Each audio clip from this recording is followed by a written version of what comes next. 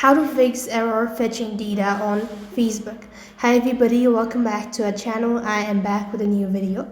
In this video, I'll let you guys know the ways to fix error fetching data on Facebook. To do this, you'll have to follow the steps. So first thing for now, there are different ways of doing it, or fixing this error. So what you could do is, first of all, you could try restarting the Facebook app. So completely close the Facebook application and then restart it. That should be able to fix it. If not, you could also try force quitting or launching the app. So for that, you want to go ahead and long press the application, go to app info section, and then here you could go ahead and click on disable, or you just go ahead and click on force stop.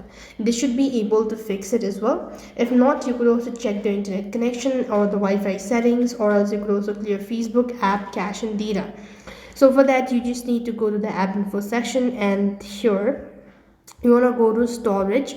When you go to storage, you could actually go ahead and find out to clear cache as well as data. That should be able to fix it as well.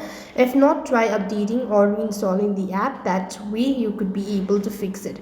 That's all for this video. I hope the video was helpful.